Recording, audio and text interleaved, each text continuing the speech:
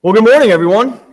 It's good to see you all this morning. And now I'll warn you, when I started going to Edgewood, I would say good morning and jump into my lesson, and then they would all yell, say back good morning and talk over me, and it was really awkward. It took me a couple months to figure that out, so it'll be a little bit of an adjustment to go back the other way. So I apologize. I don't expect the good morning back. I'm not asking for it, but if there's a pause, don't feel obligated if you don't want to. It's just a new habit I formed, I guess. And I meant to ask before we start, is there going to be a couple bells that I can list for? Okay. So it's great to be with you all this morning. I truly am excited to be with you. As Derek said, I know a lot of you already. Those of you who don't know, I look forward to getting to know you better. Get to know me a little bit through my sermons, I guess, analogies I use, that sort of thing. But it's great to be here, excited to preach from God's word and to get to know you all better. There's a couple ideas that are particularly fascinating to me in the Bible. And one that's kind of stood with me for a long time. Thought about this a lot. And it's the way that God has shown himself or described himself to us through the Bible. And there's a couple ways we can look at that. We're going to run through some of these manifestations this morning. And then we're going to take a slightly different tack on that, starting with our sermon. But this morning in our Bible class time specifically, I want us to focus on some of these ways that God has been made manifest. Because that's a fascinating idea, isn't it? I mean, God is deity. He's the creator of all things. He is omnipotent, omniscient, omnipresent, whatever sort of omni word you want to use. And he stands outside of time and outside of our world and has created us. And yet, at different times throughout the Bible, he has been manifest. And so isn't that a fascinating idea?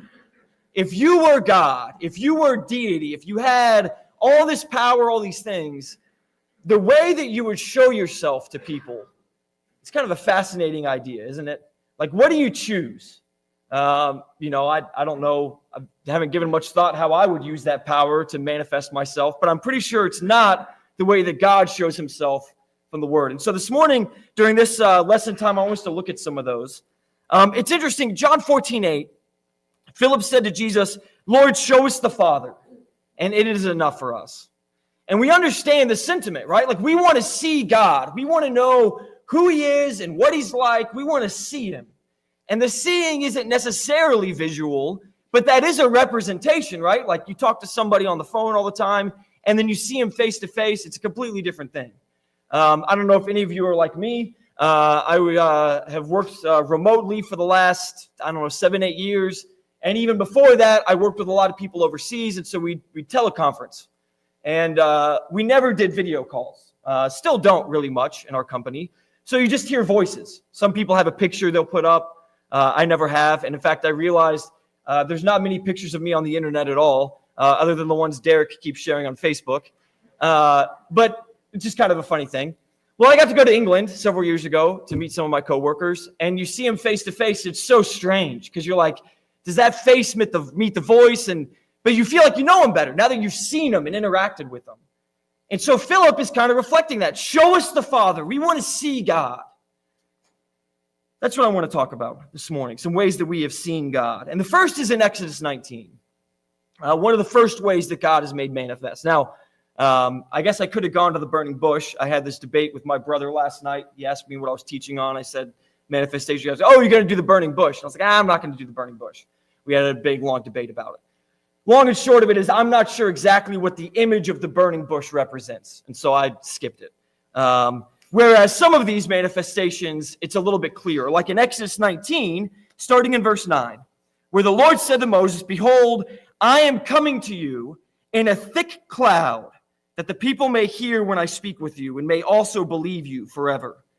And when Moses told the words of the people to the Lord, the Lord said to Moses, "Go to the mount people and consecrate them today and tomorrow. Let them wash their garments and be ready for the third day. For on the third day, the Lord will come down on Mount Sinai in the sight of all the people. And you shall set limits for the people all around, saying, take care not to go up into the mountain or touch the edge of it. Whoever touches the mountain shall be put to death. No hand shall touch him, but he shall be stoned or shot. Whether beast or man, he shall not live. And when the trumpet sounds a long blast, they shall come up to the mountain." So Moses went down from the mountain to the people and consecrated the people, and they washed their garments. And he said to the people, "Be ready for the third day. Do not go near a woman."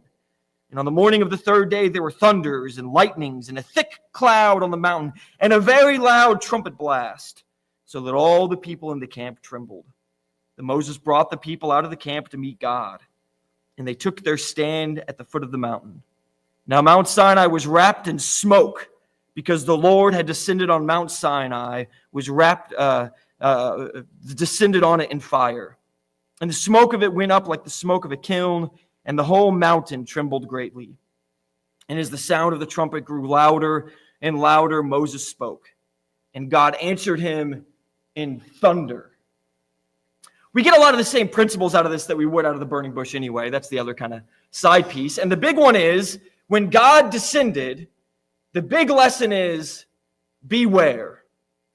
This is now a holy place because God's presence is here. And it's shown specifically in deep, thick smoke, in thunder, in lightning, and in fire, and all these kind of terrifying things.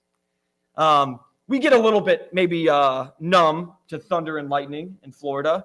Good thunderstorm, sleep pretty well at night. We got nice, thick concrete walls. Good thunderstorm, it's nothing like that to help you sleep. If we were not in our nice, thick stone houses and we did not have secure roofs over our head, or if a hurricane's coming and you see the trees swaying and you're worried it's going to fall on your house, that's a different feeling, right? And it's certainly a different feeling if the thunder and the smoke and the lightning is striking and you're out in the midst of it and there's nothing to cover you and you just see it there. And now imagine that, and you're at the edge of this mountain and you see the smoke descend and you see the fire and you hear the lightning and the thunder, and then God speaks and it's thunderous. And you've spent 2 days washing and cleansing and purifying yourself for this moment. Gets us a little bit closer to this idea of holiness, I think. When we think about this presence of God in this place at this time and the preparation you have to take to be before Him. Holiness, set apart. There are some things we set apart, right? We don't use them for certain things. Really weird tick of mine. I have shirts that I will preserve, t-shirts, that I will only wear if I feel like the situation warrants it. Because I hate buying t-shirts, and I hate when t-shirts get faded, because then you've got a faded t-shirt, and then it doesn't look nice. So then if you're going to wear a t-shirt, you want it to be a nice t-shirt if you're going out. And so a lot of times, I don't know what shirt to wear, because I don't want to wear out my good shirts, so I wear the bad shirts all the time. So I never wear the shirts I like, because I want to take care of them, so I wear the bad shirts. Kind of strange little tick I have, I guess. But it's because I'm preserving and setting apart these nice t-shirts, right? The nice material with the nice picture on them, whatever it is. Donald Duck or something, I don't know. Set those aside. Take care of those. I mean, it's a silly analogy, but it gets us a little bit closer maybe to this idea of God being set apart. You don't touch it. You don't go near it. It is something that is away from you. No one even dares touch the mountain of God when He is there, because God is holy. And so we are respectful. We are reverent when we are in the presence of God. Keep His name holy. Revere His word. And this is a lesson that I think becomes more and more important for us. We're constantly in a world that makes God less holy, right? He's your buddy. He's your friend. All those things are true in some sense, but it's not really true at the same time. I love the way C.S. Lewis put it, right? He's not a tame lion. There is this sense of God above us and beyond us. And so we are reverent and respectful in His presence. And a lot of what we do comes away from that. And there's different ways we can show this sort of reverence for His holiness. We can have gratitude. Hebrews 12:28 says, "Therefore, since we receive a kingdom which cannot be shaken, let us show gratitude, by which we may offer to God an acceptable servants with reverence and awe." The reverence and the awe and the gratitude go together because of who He is, because of His presence, because of the might, because of the power that it represents. We also show this respect for His holiness in our obedience. In Matthew 7:21, Jesus says, "Not everyone who says to me, 'Lord, Lord,' will enter the kingdom of heaven, but he who does the will of my Father who is in heaven will enter. It's not enough to just say, oh yeah, God's great. He expects us to listen to him, to be obedient to him. That's how we show our reverence and respect for his holiness.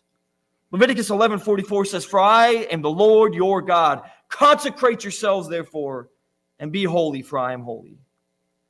And so simply put, we must revere God, show reverence to him in our lives because he is a reverent being.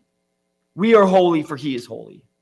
And I think this image of the smoke and the fire and the thunder on Mount Sinai is a pretty good encapsulation. I mean, you imagine the terror that would exist in the presence of such a mountain. Never seen anything like it. But there's other demonstrations of God, other ways that he has manifested himself.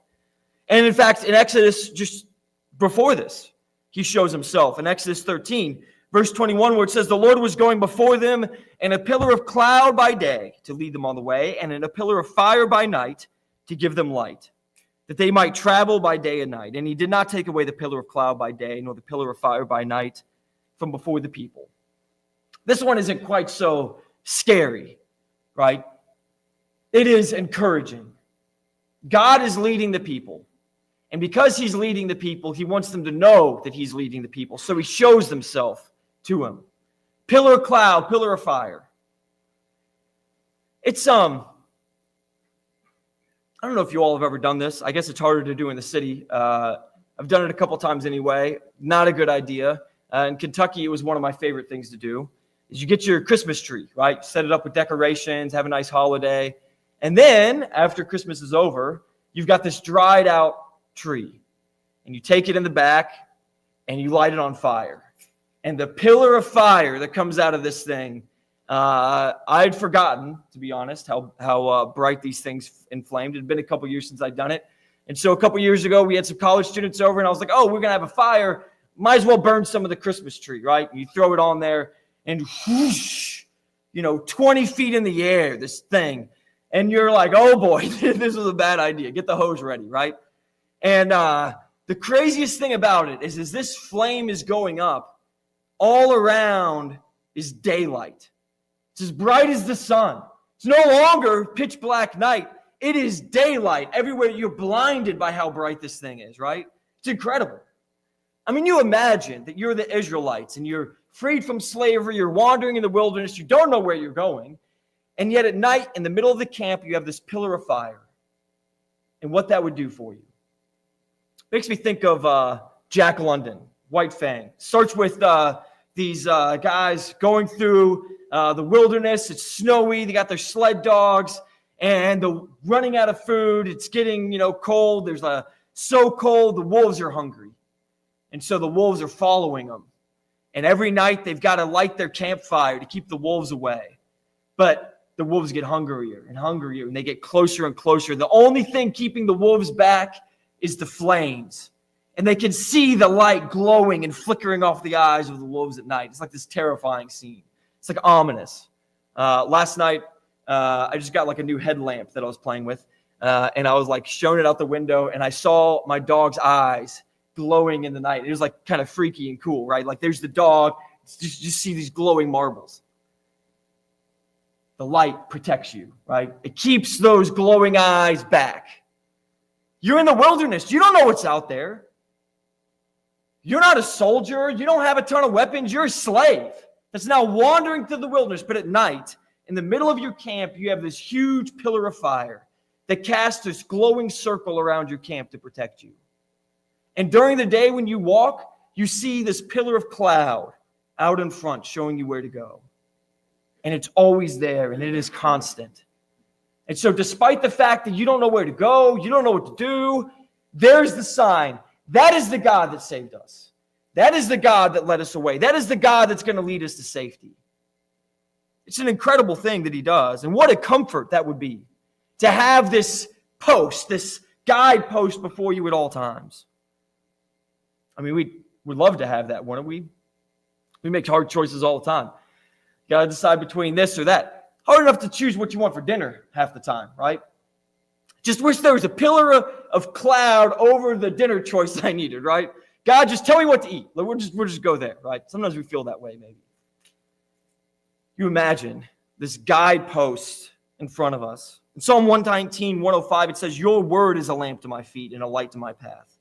I have sworn and confirmed that I will keep your righteous judgments. I am afflicted very much. Revive me, O Lord, according to your word. That's who God is. He leads us and he guides us. Maybe not as literally as he did with the pillar of cloud and the pillar of fire, but he has given us direction, hasn't he? He has given us, pointed us where we need to go and shown himself to us. What an incredible blessing to have God as that signpost in front of us, to have his word guiding our steps, directing us where we should go. And you think about these ways that God has been made manifest. It's fascinating, right? This is what God chose to do. This is the way that he chose to show himself. It's got to mean something. It's got to have these lessons for us. But maybe my favorite in the Old Testament is in the book of 1 Kings, in chapter 19. And we'll get to chapter 19 in a second, but I want to set up the stage a little bit. I'm sure most of you know the story of Elijah, right? Ahab and Jezebel are ruling Israel. Pretty evil, wicked people. They have persecuted any of the priests of Yahweh, any of God's servants, and driven them all away. And Elijah is this prophet, and he is standing for God. In fact, he goes and stands before them and boldly proclaims that there will be a drought and a famine on the land until you relent. And so for 3 years, there's no rain. The kingdom is starving. People are starving. The few hundred prophets of the Lord that are left are hidden in caves. And after 3 years, Elijah goes and stands before Ahab and says, we're going to do something here. We're going to settle this once and for all. People are starving. We need to put an end to this drought. So here's what we're going to do. We're going to have a contest. We're going to go up to Mount Carmel. You gather all your prophets of Baal that you want, and we're going to set up 2 altars. And if your God can light his altar on fire, then he is God. But if my God lights his altar on fire, then he is God, and we will worship him. And Ahab says, that sounds fair. So they gather up their hundreds of prophets of Baal, and they set up the 2 altars. And he says, you guys can go first, which is interesting, right? Because if Baal lights the altar on fire, then it doesn't matter what God does. So like he's kind of conceding a point to him in some ways. But he knows, right? Elijah knows. And so they start praying, and it doesn't work. So they start dancing, and it doesn't work. They start cutting themselves and bleeding all over the altar like, Baal, hear our cries. And Elijah just starts mocking them, right? Maybe he's on vacation, right? Maybe he's sleeping. Maybe you just need to yell a little bit louder. I don't know if you've slit your wrists enough. Why don't you keep going a little bit? Maybe that'll work. He's just taunting them. Finally, they give up. He says, pour water on the altar. They soak the whole thing in water. And he prays to God, and fire descends from heaven, consumes the altar, laps up all the water, and it is a decisive victory. And everybody says, Jehovah is God. Elijah kills the prophets of Baal, hundreds of them. The river runs red with their blood. It's the most decisive victory a prophet of God has in the entire Old Testament. And then he says, you know what? The Lord is God. Everybody knows it. Ahab knows it. The people know it. So he prays that the rain return. And with the Spirit of God upon him, he runs ahead of Ahab's chariot as the storm rumbles in and the clouds get bigger and thicker. And he goes back and he thinks, this is a great day. People are going to serve the Lord now. And he gets back, and Jezebel talks to Ahab and says, I'm going to kill that guy. And Elijah says, really? So he runs off. Some people think he was scared. I don't think he was scared. I don't think Elijah was scared. But I think he's done. He just killed hundreds of prophets of Baal, had the most decisive victory you can imagine. Clear as day. This is the stuff that people demand now, right? Well, if God was really God, he would just such and such, right? Well, that's what he did. Right? That's what he did. And Jezebel says, I'm going to kill him. And Elijah says, it's not worth it. I'm done. And he goes off. God feeds him, wanders off, and ends up in this cave. And he keeps saying this pitiful line about, there's no one left but me. And we're like, well, see, Elijah's wrong because there's the prophets that he was hiding. Well, Elijah hid them. He knew that they existed. The point is not that he's literally alone because there's no other prophets. It's, I'm the only one that stood up against this. They're hiding, and I faced them down, and I had a victory, and it didn't accomplish anything, Lord. So why would I keep going? That's his attitude, and we understand it. And this is where we see God manifest in 1 Kings 19:11. God says, go forth and stand on the mountain before the Lord. And behold, the Lord was passing by. A great and strong wind was rending the mountains and breaking in pieces the rocks before the Lord. But the Lord wasn't in the wind. And after the wind, an earthquake. But the Lord wasn't in an earthquake. And after the earthquake, a fire. And after the fire, sound of a gentle blowing. When Elijah heard it, he wrapped his face in his mantle and went and stood out in the entrance of the cave. And behold, a voice came to him and said, what are you doing here, Elijah?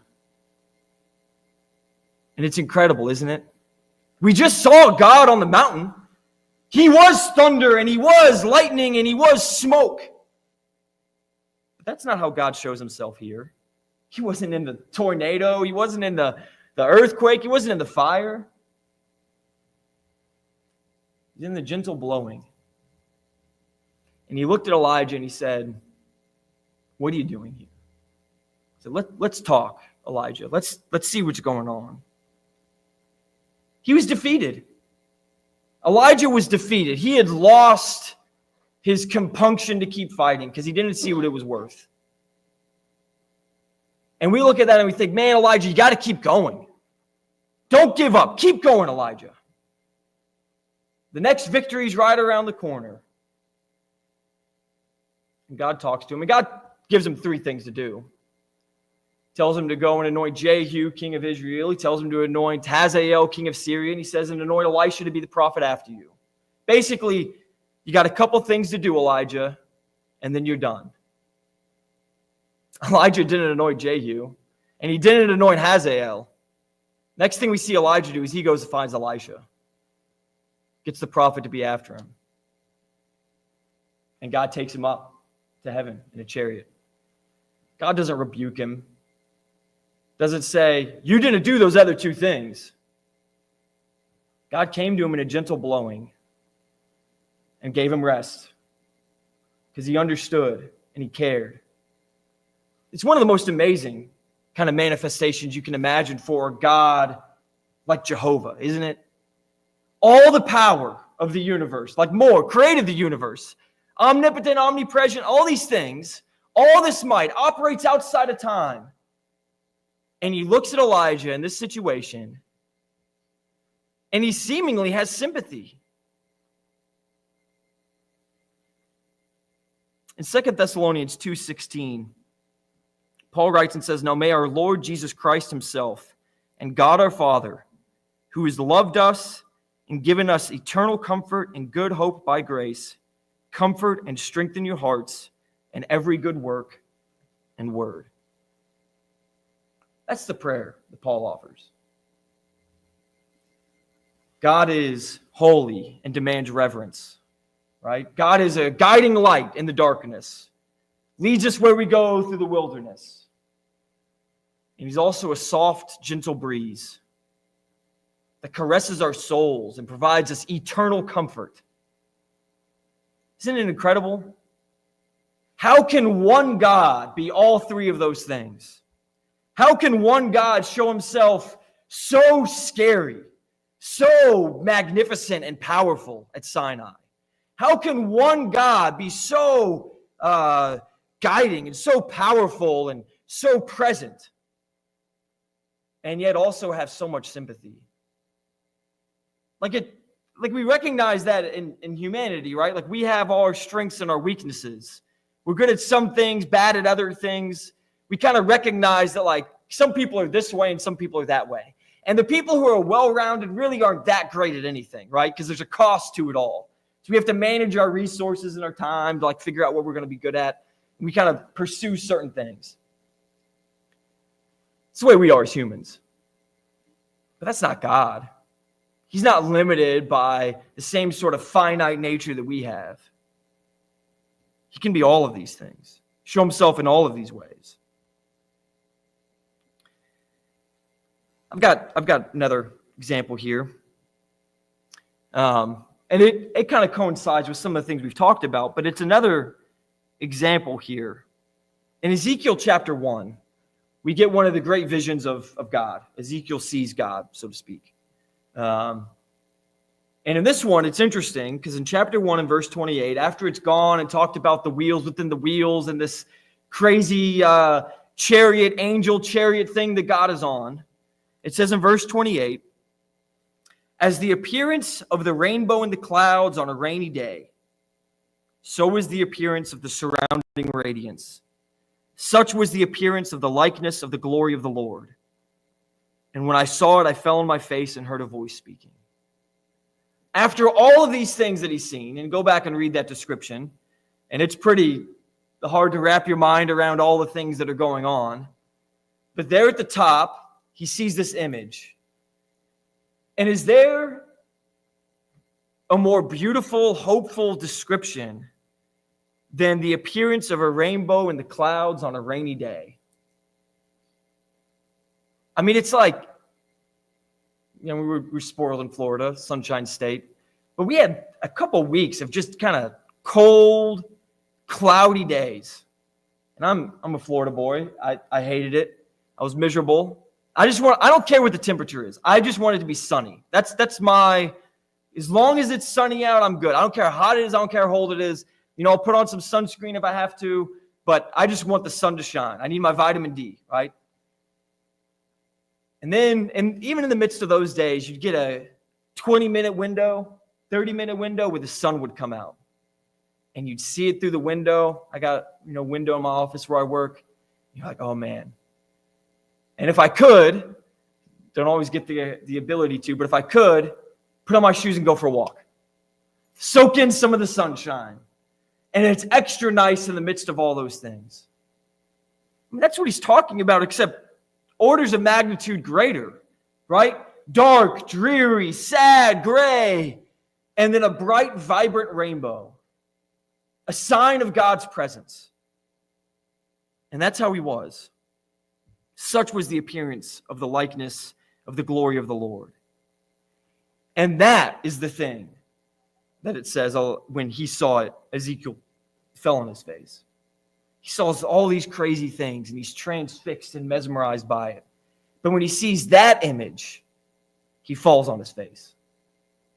Because there's something powerful about the light of the Lord.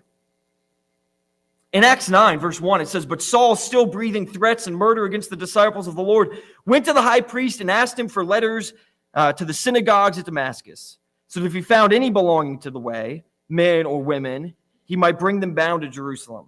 Now, as he went on his way, he approached Damascus, and suddenly a light from heaven flashed around him.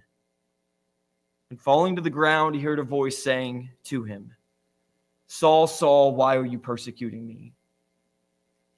A man who is killing Christians, persecuting those who follow Jesus. When he sees the light from heaven, similar to the light that Ezekiel saw maybe, right? This glorious radiant image from heaven shining down, falls on his face. There is something powerful and transforming about the light of God. And it's a manifestation of God's light and his life and his holiness and his love, isn't it? It is beauty and it is magnificence and it is wonderful. And it changes us when we see it. When we see God the way that Ezekiel did, or we see God the way that Saul did. Because in those moments, it's not just about the image, right? It's about the manifestation that God has shown. It's about the power that he has revealed. It's about the character that he has shown. It's about the light and the beauty of the light. One of my favorite kind of passages, 1 Thessalonians 5:1. Now, concerning the times and the seasons, brothers, you have no need to have anything written to you, for you yourselves are fully aware that the day of the Lord will come like a thief in the night. While people are saying there is peace and security, then sudden destruction will come upon them as labor pains upon a pregnant woman, and they will not escape. But you are not in darkness, brothers, for that day to surprise you like a thief. For you are children of light, children of the day. We are not of the night or of the darkness. So then let us not sleep as others do, but let us keep awake and be sober. The day of the Lord will come like a thief in the night. There's an irony there, isn't there? Because he will come like a thief into the night, like those who are unprepared, those who don't know him. But he says, that's not you, brothers. You are children of day, children of light. It will not come upon you like a thief, because you are already in the day. The whole idea is that we have been transformed by this light. It has exposed everything around us. We can see clearly now because of what God has done, because he has shown himself and revealed himself to us. And it's a wonderful image, isn't it? To think of the radiance of God and the way that it shines and shows. Now, there's a downside to that, maybe. You know, James talks about that in James chapter 1 about those who are merely the hearers of the word and not doers of the word. And the hearers are like ones who look at themselves in the mirror and they go away forgetting what they look like. But those who are doers look into the perfect law of liberty. And the whole idea is that the Bible, the perfect law of liberty, is the mirror, and it exposes to us who we are. When Saul falls down on the ground before the light of Jesus coming from heaven, he is fully aware of who he is, of his guilt and of his sin. But that moment of recognition also leads to the transformation that sets him at liberty, to where he can talk about liberty and freedom and hope even while in chains and in prison. Ezekiel is in captivity, and he sees the power of the Babylonians. He sees all these things. But when he's exposed to God this way, he falls on his face because the light of God has exposed his sin and his wickedness. He says, I'm not worthy. And God says, I will make you worthy. Just like he says to Saul, I will make you worthy. Not because you are worthy, but because I can make you worthy. And the light transforms and it changes and it makes us become different. And so we're not waiting for the Lord to come like a thief in the night. We've been transformed into children of day and to children of light. It's a beautiful image, isn't it? And that's the way that God shows himself, as light. As a beautiful light, as a rainbow coming out on a rainy day, right? Beautiful, vibrant color in the midst of gray, dull, dark, dreary. That's who God is. It's amazing the way that God is manifest, the way that God has shown himself. And of course, I'd be remiss if I didn't continue with this passage in John 14 that we started with, where Philip says, show us the Father and it is enough. Because Jesus responds and says, have I been with you so long and you still do not know me, Philip? Whoever has seen me has seen the Father. How can you say, show us the Father? You know, we talk about Exodus 33:20, where no man can see God and live, and so the corporeal form of God is impossible for a human to see. But that caveat aside, Jesus is, in some ways, the corporeal form of God. He is what God would look like as a human.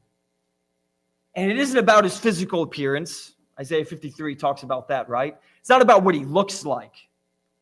But when you see Jesus and you truly look at him, you see something different than just his appearance. We don't need to know how tall he was. We don't need to know what his hair looked like, how good his teeth were. It doesn't matter. Because when we look at Jesus, we see the Father. And when we look at Jesus, do you know what we see? We see holiness. Mark 1:21, they went to Capernaum. Immediately on the Sabbath day, he entered the synagogue and was teaching. And they were astonished at his teaching, for he taught them as one who had authority, not as the scribes. And immediately there was in the synagogue a man with an unclean spirit. And he cried out, "What have you to do with us, Jesus of Nazareth? Have you come to destroy us? I know who you are, the Holy One of God." See, Jesus was the holiness of God, manifest in human form. He also provided the same sort of protection and guidance that the pillar of cloud and the pillar of fire did. Matthew 8:24 says, "And behold, there arose a great storm on the sea, and that the boat was being swamped by the waves, but he was asleep.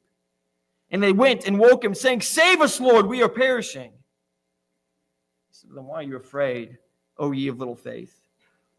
He arose and rebuked the winds and the sea, and there was a great calm." In the middle of the night, in the middle of the storm, there's Jesus, able to guide you and protect you and get you to the other side. And he provides the same sort of peace and comfort as well. Think about when Mary and Martha lost Lazarus, their brother, and they're so deeply grieved. And Jesus comes and he weeps with them, and he talks to them, and he comforts them and consoles them, and then raised Lazarus from the dead. When hope is lost, right? When there's no reason to keep fighting, like Elijah felt, right? But what does Jesus show us? It's not the end. Even the great enemy death is not the end when God is there, when Jesus is there. There's something beyond. And that's what he taught them and showed them. In 1 John 1:5, John says, "This is the message we have heard from him and proclaimed to you, that God is light, and in him is no darkness at all." Jesus is that light. The way that he guides us and shows himself to us and protects us and changes us. Isn't it amazing? You look at all these examples, right, through the Bible. And there's many others that we could have talked about. God shows himself throughout the Old Testament in all sorts of ways. But you look at him, and this is a powerful deity. This is Jehovah God, creator of all. And yet he manifests himself to mankind. And he picked his spots, right? He picked the moments and the times and the places and the ways that he was going to show himself to us as humans. And in each one of those, he shows his character and who he is. He humbles us and frightens us with his holiness and his power. But at the same time, he also guides us and directs us and stands before us as we travel through the wilderness. He also is there to comfort us in difficult times and in hard moments. When all hope is lost, who is there? The gentle breeze of the Lord to comfort us and console us. He's there in his light, shining down, showing us his character and who he is, changing us from his presence. And I'd be remiss if I didn't point out that one of the key descriptions of heaven is that there is no sun, right? And there is no night. And there's neither one of those things because God is the light. And part of that image is the encapsulation of all these things we've talked about, isn't it? That there is this warm caress of the Lord that changes us and transforms us and comforts us and protects us, that demands our holiness as he is holy and allows us to stand with him, right? It's an incredible thing that God has shown himself, has manifested himself to us. And of course, in Jesus, we see the fulfillment of all of those things. Look, we as people, we have our strengths and our weaknesses, right? I'm pretty good at basketball. Found out Friday I'm terrible at golf. And if I want to be better at golf, I'm going to get worse at basketball. I don't have enough time to play a lot of basketball and a lot of golf. Can't do it, right? Look at professional athletes. Michael Jordan, great basketball player, pretty good golfer. Wasn't a pro golfer, right? He had to pick, had to choose. We have to split our time and our energy to these different. God is all of these things. He is holy and he is loving and he is kind. He is our guiding light. He is a gentle breeze and the bright light of a rainbow on a cloudy day. He's all of these things for us. That's the God that we serve. And in looking at these examples, hopefully we see a little bit clearer who he is. Hopefully it emboldens our faith a little bit more to visualize who he is. And hopefully it changes us a little bit more to be more like him. Thank you for your attention this morning.